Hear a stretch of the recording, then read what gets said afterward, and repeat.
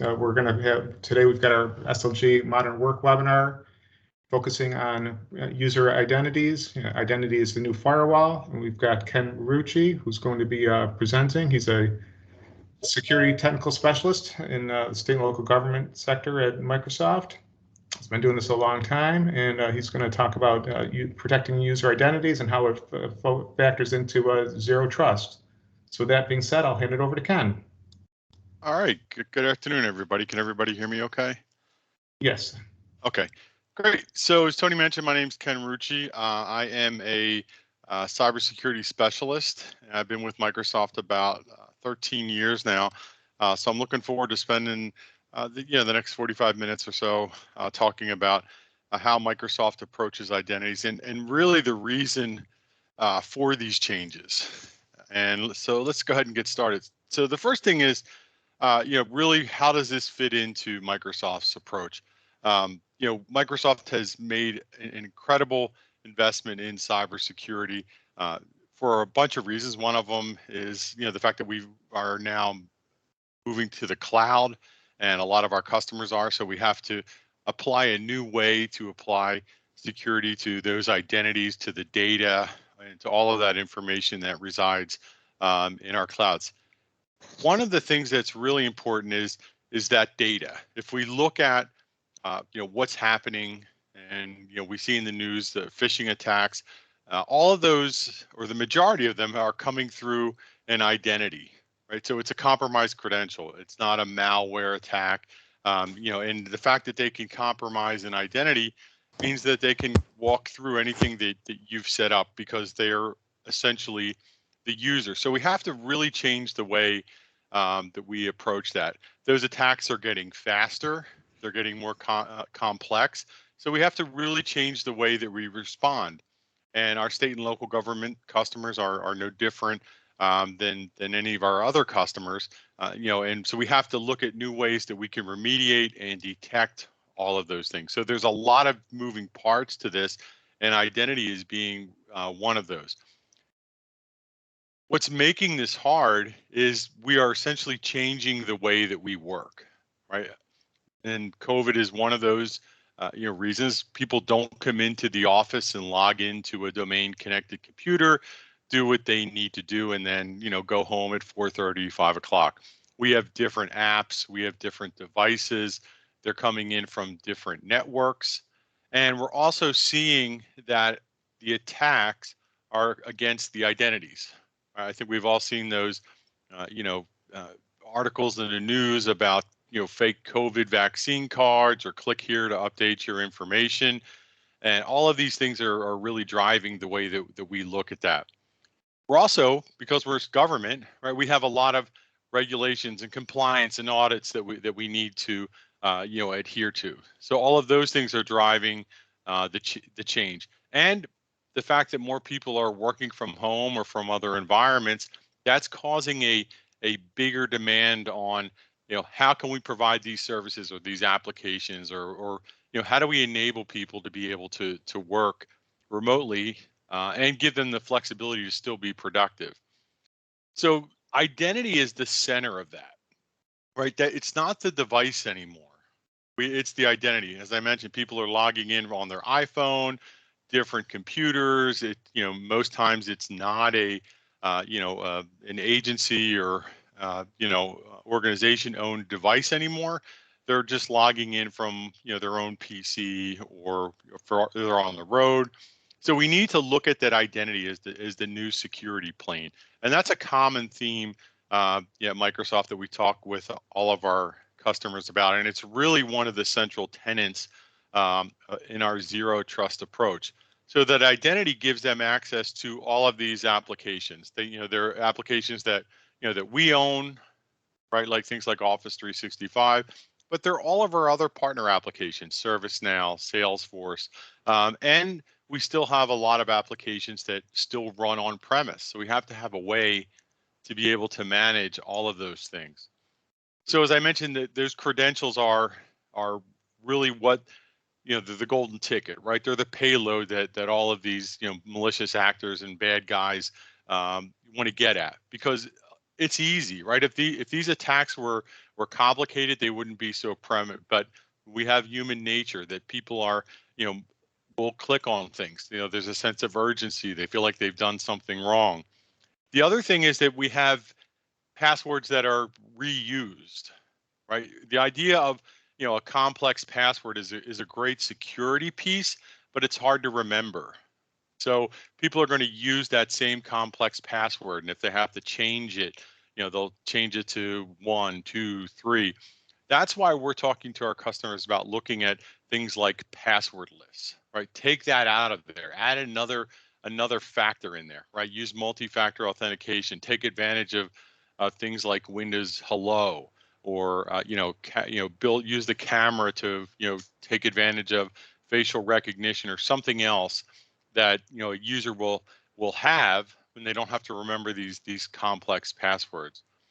The other thing is that that application mix is increasing as well, right? We're blending that work from home and what I use at home, so we don't have that clear separation a lot of times of these are work apps, these are home apps, and I use them in different places. So that brings us to this idea of zero trust, and zero trust is not a product, right? It's not something that you can go and buy. It's a methodology. It's been around for a while, and Microsoft is building that into all of our customer conversations and the way that we approach security, right? That's totally different than when I joined Microsoft, where security really wasn't part of the conversation. It was all what we call bolt on. You'd go to another vendor for security. Microsoft's incorporated that into our product mix. Back then, security was easy, right? We had our walls, and we protected those walls, and everything inside was kind of loose, right? Because if you couldn't get inside, then everything was safe, right? That was kind of the old world. Some people used a castle analogy, but it's essentially the same thing. We looked at the security perimeter as the wall separating our work from the wild west or the outside. And this is the way that we did it, right? We had all of our applications all within one place. We had our devices. We had all of our applications running on our own networks. It might have been segmented or VLAN, and it was an easy way to manage that as long as we kept that perimeter secure. The problem or the challenge with that is that if someone can get inside, then there's not any kind of protections once they're inside, right? They didn't come in through a VPN. Compromised credentials are a big issue here, right? Because once I have that, I'm essentially the user. I can access applications, I can access databases, I can exfiltrate data because I'm operating on that premise that I am who I said I was, and that gave me a ticket to the ticket to the game. I'm inside, right? So this is how zero trust changes that, and there's a couple of ways that we approach that. One of them is this assume breach, and this sounds scary, but we just have to assume that there are bad guys inside of our network. And if we look at the statistics, or depending on what you've read, it could be 200 days that they're inside the network doing their under the radar scans and reconnaissance and looking to see what they can attack, or where all the good stuff is. So from a zero trust approach, we're just going to assume that they're inside. And if we can assume that they're inside, then we can provide additional protections, right? So that idea that we know that they're inside, we know our perimeter needs to be increased. So we're going to provide a higher level of security. And essentially, we're going to challenge a user every time they access something. So if I need to access an application, I need to re-authenticate, or I need to go to some type of evaluation, whether that's where are they logging in from, whether is it the same device that they've used before, or more importantly, are we pulling in the power of the cloud, right? Using Microsoft's vast intelligence gathering and our security graph of where we're looking at volumes of telemetry, and using that information to say, okay, Ken can access this because we know it's him, not just because he, logged in this morning. So we'll talk a little bit more about each one of these, as we go through.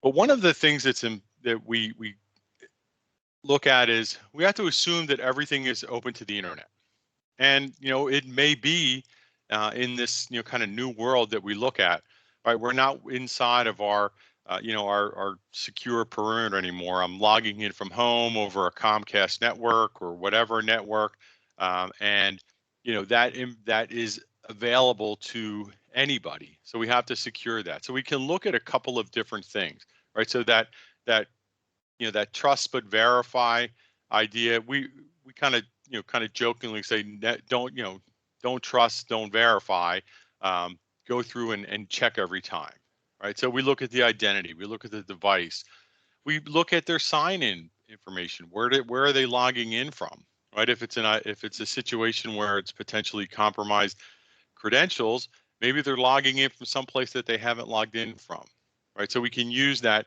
machine learning to identify a baseline. Are they looking for something that is out of character? Why is Ken logging into a vendor database? He doesn't need to do that, right? So all of these things are factored into that decision every time someone wants to access something.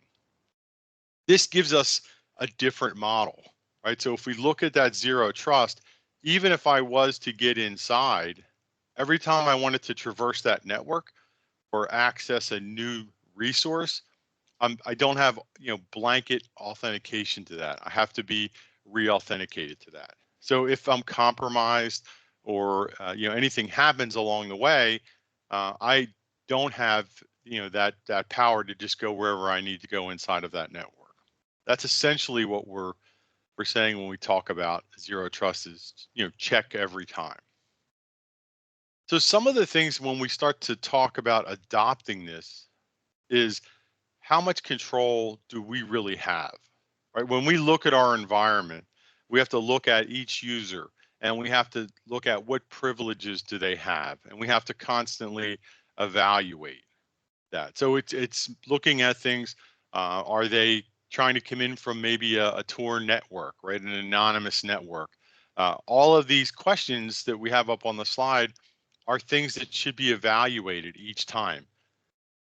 So that every time if there is something that happens and that account is all of a sudden compromised, we're minimizing the blast radius, right? Because we're implementing that verify model. We're not trusting anybody, but we're verifying it every time that we need to go. So these are some of the things that go into implementing that zero trust methodology, and we'll talk about how Microsoft approaches it and what we're doing with our customers to be able to make this happen. So from a Microsoft perspective, right, I talked about, kind of when I started that there wasn't a big focus on security.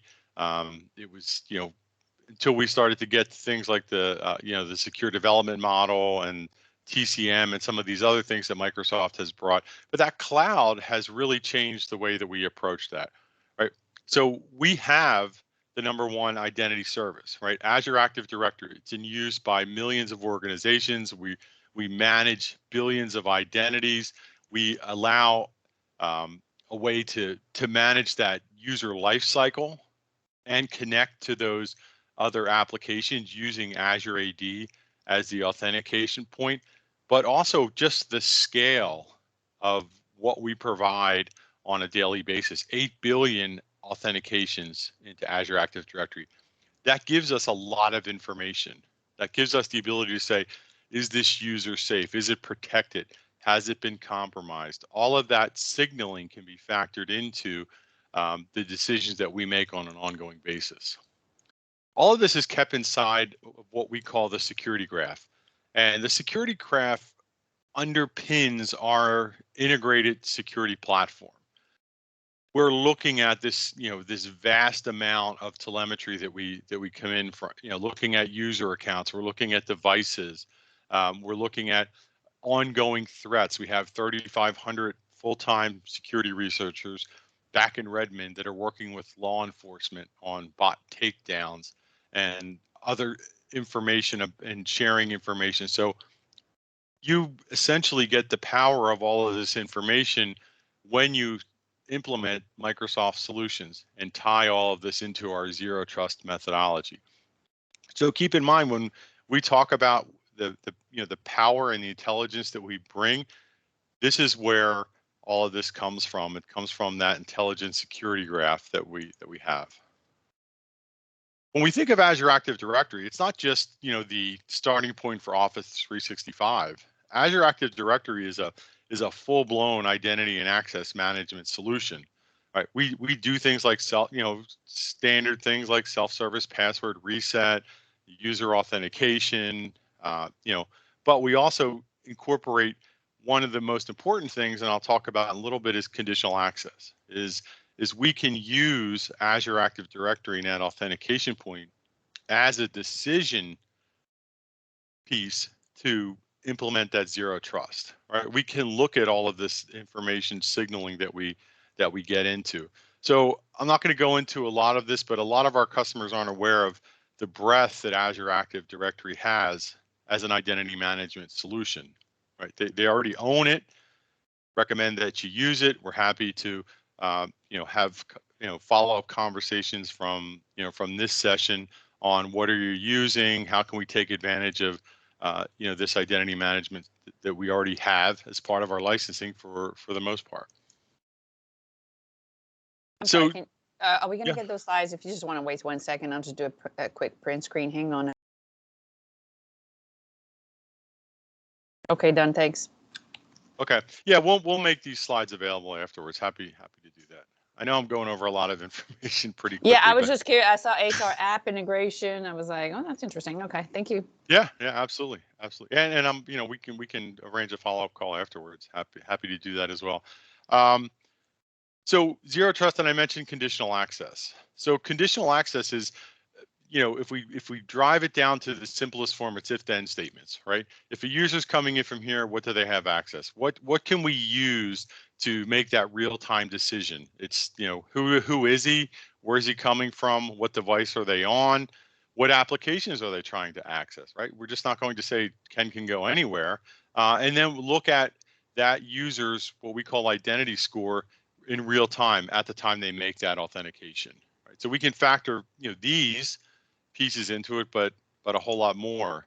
And the way conditional access works, and we can implement conditional access not just for Microsoft Office 365, but we can incorporate this into just about any cloud, any SaaS application, right? Wherever the user needs to go, we can make this one of those, I call foundational concepts of what we need to do to secure those identities. So we can look at their role, the device, their physical location, and more importantly, and this is a conversation that we're having with customers, is what is their authentication method, right?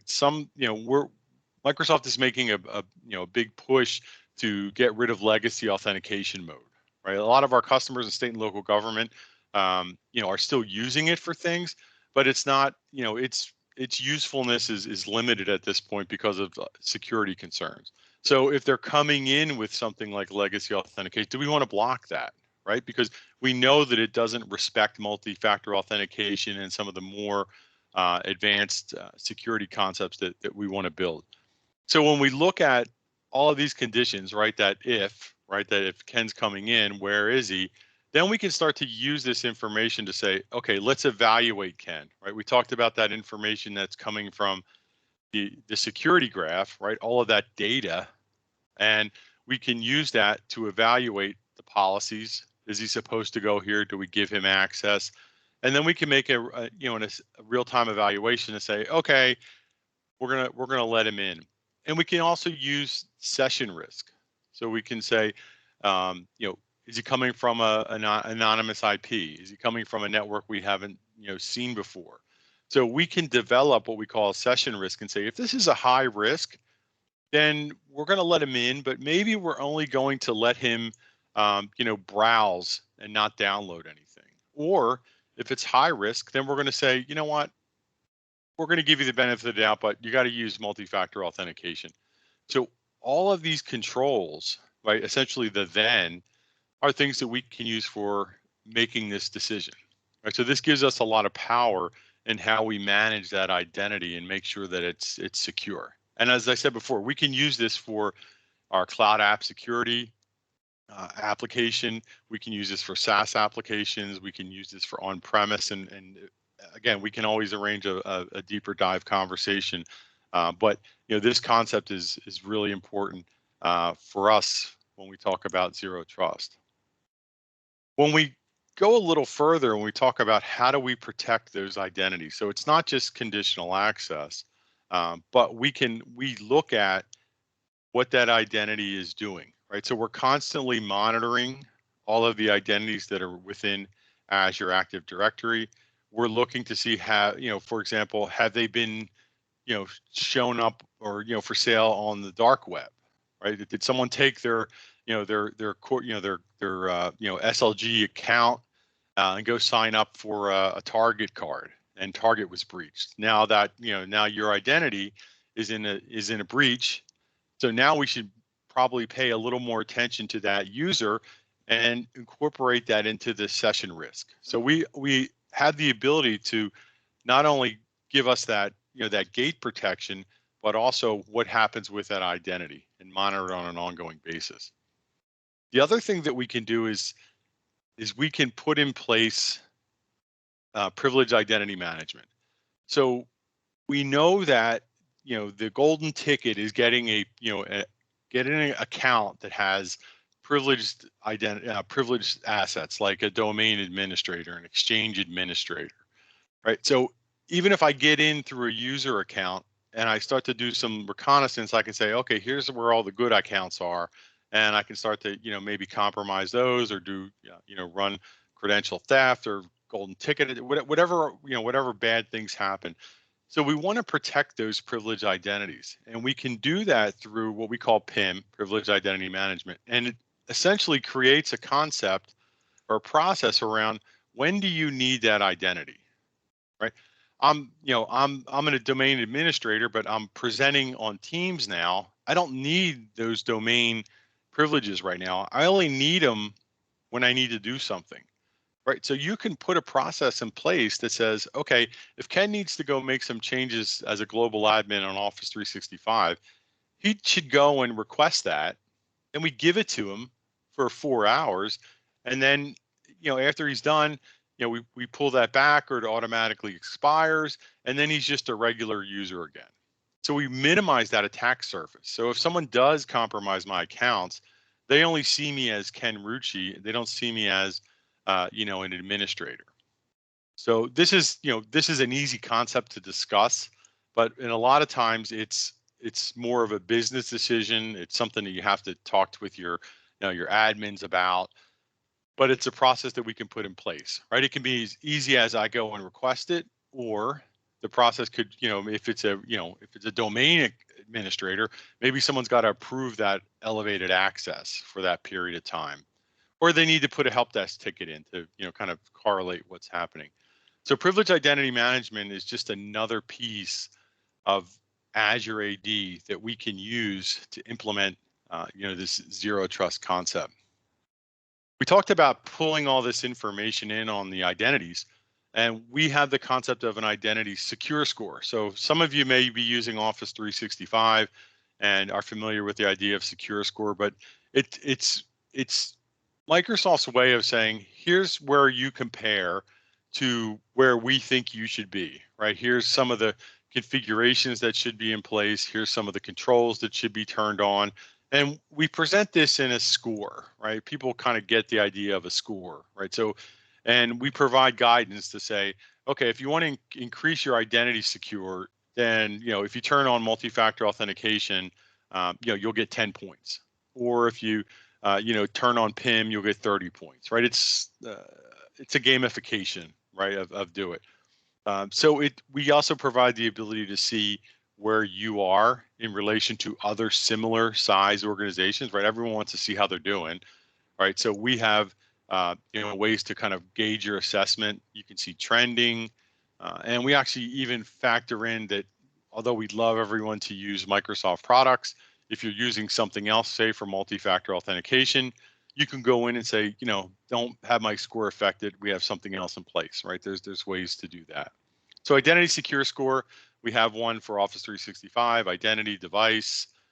We've expanded that secure score idea because a lot of customers say, Microsoft, this is great, but you've given us so much. Where do we start, or what do we do? And that's essentially what we do with our secure score idea.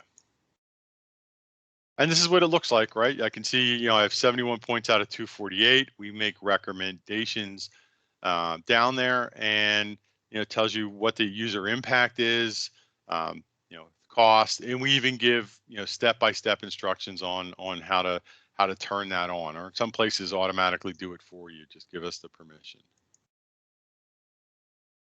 So from an Azure AD, this is probably one of the most important things that we talked about, right? Going back to that conditional, access. We actually have the ability to automatically or single sign on into thousands of applications out of the box. So if you're using Azure Azure AD, right, for Office 365, then you already had the ability to turn on single sign on for other applications. So now you can use your Azure AD login, pull in all of that identity information, that conditional access, all of this other information that you have, and leverage that to other applications, right? And we have them out of the box, and we even can create a portal where a user can go in. It's called My Applications, and we automatically provision them another application. They just go to My Applications and they can click on it. We can pass them right through. So we don't have to get into different identities and managing different passwords and all of these other things that go along with that. All in the idea of we want to make that identity secure, we want to provide access to it, we want to audit it, we want to be able to remediate it and look at anything that happens with that. So again, this is something that's already part of Azure Active Directory. So we can talk about that, but this is another important piece towards that zero trust model that we were talking about. So we have all of this with those cloud applications. So we talked about conditional access, right? Do we want to require MFA? Do we want to block access? All of this is determined in real time when they make that request. So we can tie this into the cloud applications. We even have integrations with other networking partners, and also our secure our Azure AD App Proxy.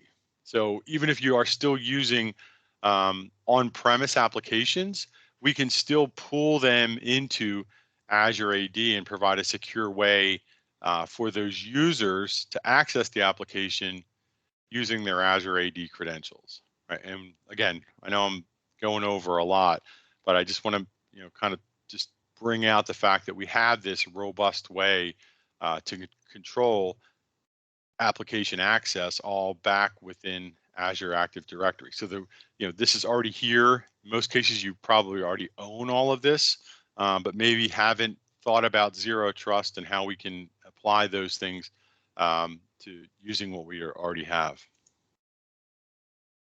So we also do identity and access management. Remember I told you that Azure AD is a full-blown Azure IDM solution. So we can do self-service password.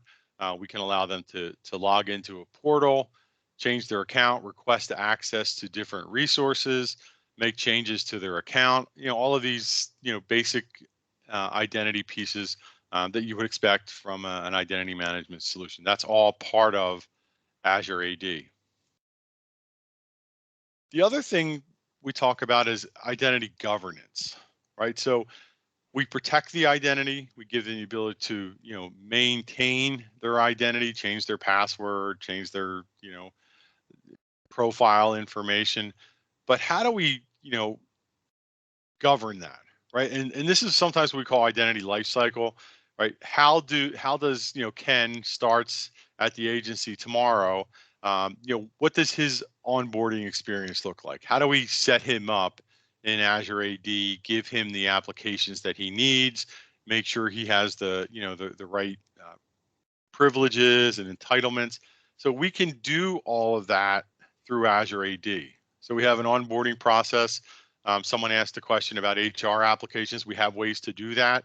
We can have HR be kind of the, the catalyst for a process or the single point of truth, right? Azure, someone joins, HR kicks off a process. We go and set up the, the rights, entitlements for the user. And then if, we need to make changes to those or the user leaves the organization, we can provide that process as well. And more importantly, there's an audit trail, right? Here's how Ken got that application. Ken requested it, right? Ken left the organization and we needed to take away his access to various databases that he was working on, for example.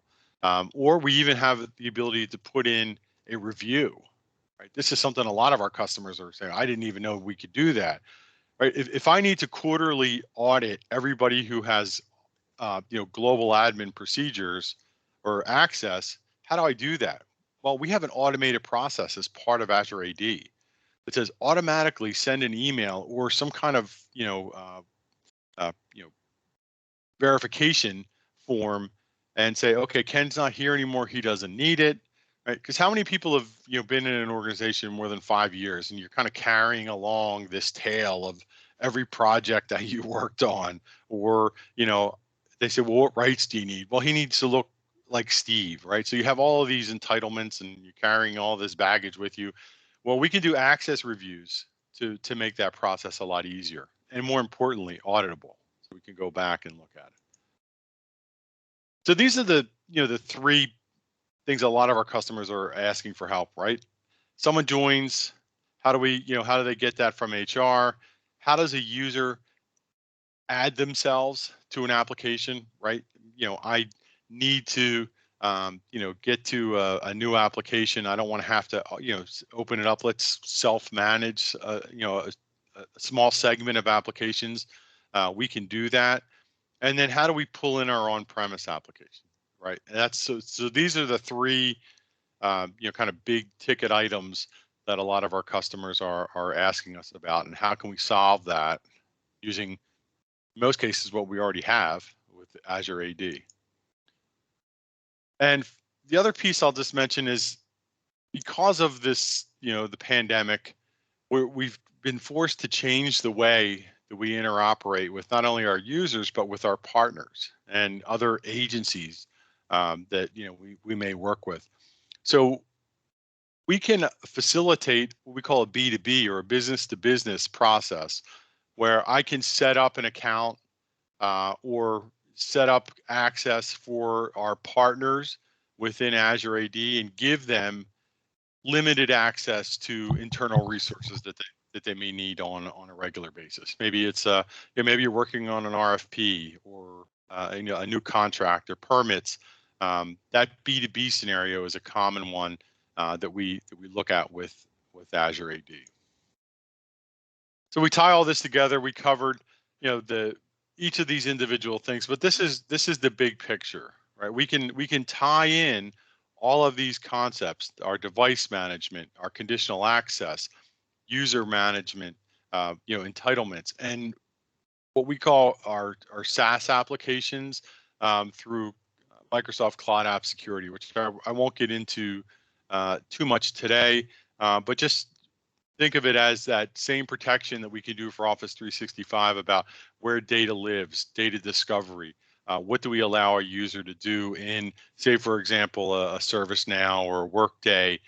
We can provide that same level of security and entitlements or policies to those same pieces. And this is the way we do it, right? If something happens, a third-party site, right?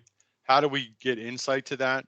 Well, we can pull in things like that identity protection. Maybe we now know that identity has been compromised from another source, right? Through that intelligent security graph.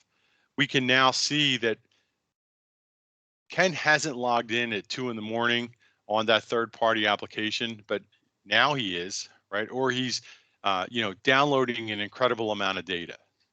We can look to that signaling and provide all of that information. So it's not just this information that we can see within our world of Office 365 or Azure, but we can pull all of that information and that signaling in to these third-party applications.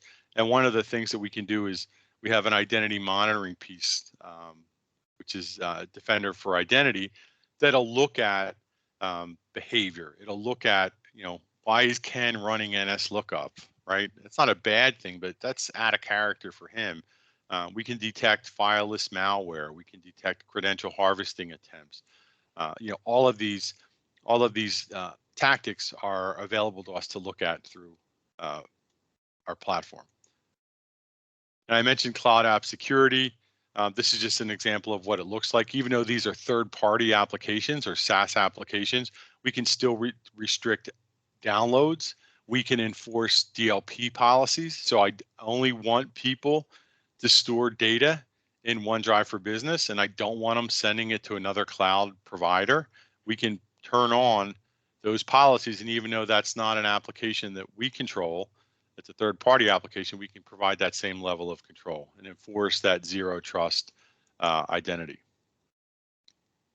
So this is another example of how we can do that with Cloud App Security. We pull all that signaling in that we've talked about. We evaluate the system session risk. We look at our Cloud App Security broker and we'll allow them to go through. Or if not, we can go ahead and block that as well. Right? All of these things gives us deep control inside of those third-party applications. Okay, so I want to wrap up with kind of where we've been from a Microsoft perspective and what our customers have been kind of experiencing, and how we've been able to have that conversation with customers. So COVID, over the last 18 months or whatever has kind of dramatically changed the way a lot of our customers have had to provide services, right? We've had to move to remote work from home. We've had to work with our users to become more technology aware around things like phishing attacks that we now don't have direct control over. So being, security aware, providing that training, all at the same time knowing that we're being hit harder and harder for these type of phishing attacks.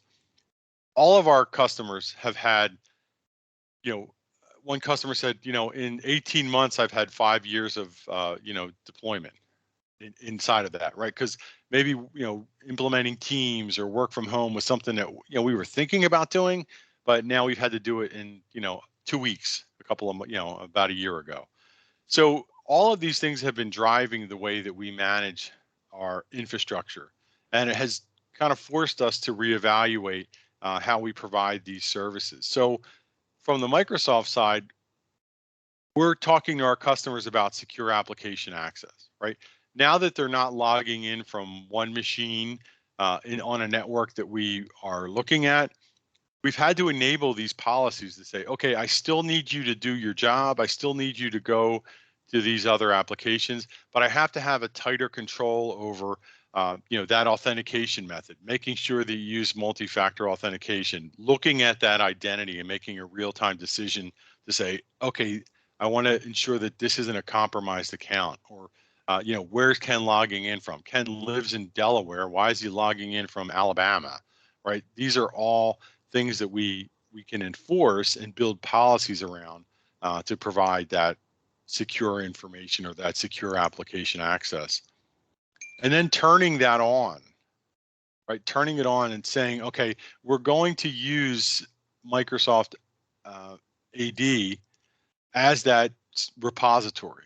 So I can now push my applications out to that My Application portal and provide one place for users to go to their applications. They don't have to remember different links and different logins, but ensuring that everything goes through Azure Active Directory to these cloud hosted applications, right? Oracle Cloud, Google, ServiceNow, SAP, any of these things that we would normally use in our normal workday, we can now provide security and another layer of policy protection around those applications.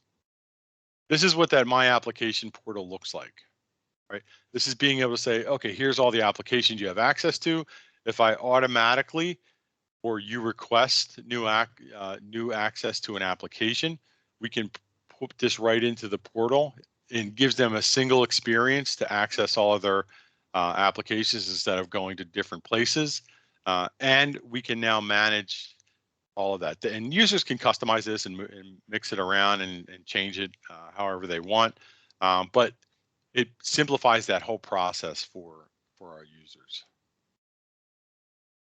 And I mentioned B2B, right? How do we work with our partners? Turning on things like B2B or putting those policies into place gives us tighter control over our applications, right? We don't want people emailing draft documents, right? We're going to store them in OneDrive for Business or SharePoint or Teams, any of these collaboration things. But we don't have to manage that partner application, or I don't have to go and create 100 different accounts to give someone access. We can use that B2B concept and enable access inside of our organization for these partners, but we have a layer of security around it now. Just like all of these things that we talked about we can do with the end users, they're also available for partners over that B2B situation.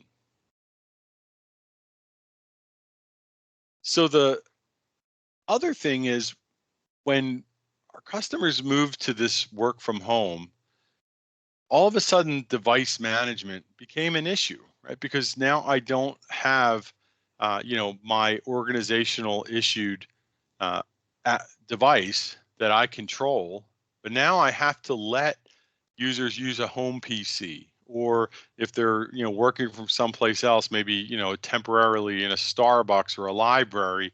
How do we manage that, or how do we provide security? So we have two concepts that we can talk about. Actually managing the device itself, MDM, mobile device management.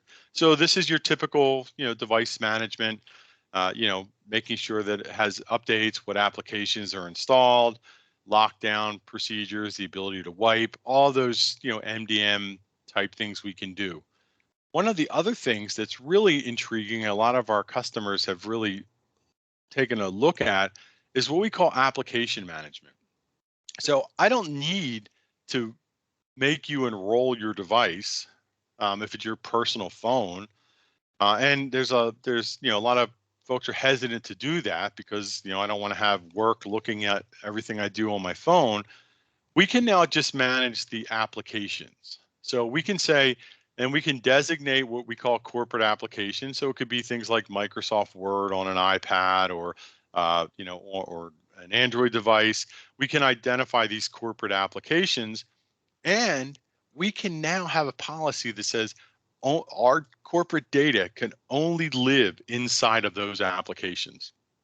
So what that means is you can't cut and paste from a Word document to a Note application or to Twitter or something else, because we now are managing not only that device, but because we've set up policies around our data, we can say what happens to that data, right? So this is kind of that advanced level of device. I like to look at it that way, of we're managing the applications. We're leaving all of their personal stuff alone, and if they leave the organization for whatever reason, we don't have to wipe their phone. We're just turning off that corporate component, and they can go on. We don't touch their pictures or anything else, right? So we have this idea of MAM, mobile application management.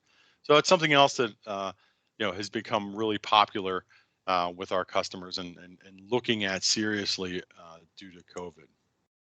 So where do we wind up? I know I covered a lot of information, and we'll make these slides available.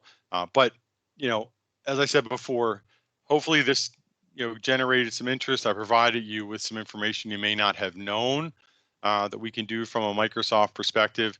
But happy to have additional conversations around any of these topics. And I'll leave you with this to-do list of some of the things that we recommend looking at and doing is if you have Azure Active Directory Premium, a lot of our customers have it as part of their licensing, turn it on or look at some of these things. Turn on multi-factor authentication. That prevents like 95% of the breaches that we've talked about, is enabling MFA, giving that extra step to, that zero trust methodology of, does this user have access to this and should we let them, right? It's part of Azure Active Directory. You own it in most cases. So just, turn it on, and then self-serve password reset.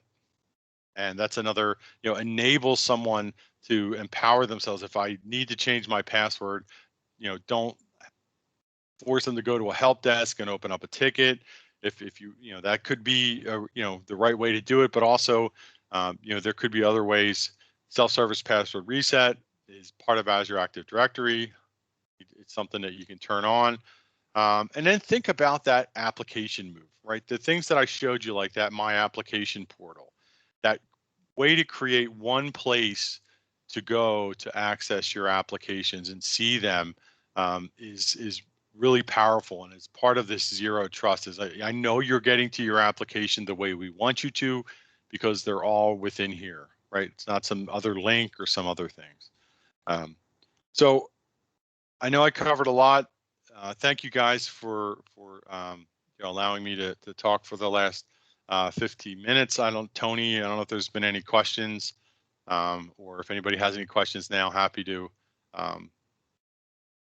give some time back for that. No, there were a couple questions, but I've answered them all throughout the presentation, Ken, and I also put a couple of links, supporting links in the window. So there's a zero trust assessment tool. It's free. Okay, it kind of takes 15 to 20 minutes to go walk through it. We also have the Azure Active Directory Apps Gallery. So as Ken pointed out, there's like literally thousands of applications that are turnkey that you can set up with Azure Active Directory for single sign-on. And then there's also some guidance as far as as Ken pointed out, as a result of COVID, we're seeing a groundswell of hybrid work requests. So there's some guidance as far as how to set up your infrastructure for hybrid work. And then we also have the fast track benefit for Microsoft 365, where you can get a fast track manager to assist you with deploying many of these solutions. So that being said, are there any other questions? And if you feel like coming off of mute and asking verbally, we highly recommend that. A question here, just general feedback on the presentation, the content, and the slides. It's very nice. Thank you. A lot of material, but you said we're going to get the slides, right? Yes. Yeah, and I do post them to. We've got a YouTube channel, so I post the recording up to our YouTube channel as well. Okay, that's good. Just great slides in general too. Thank you. Thank you.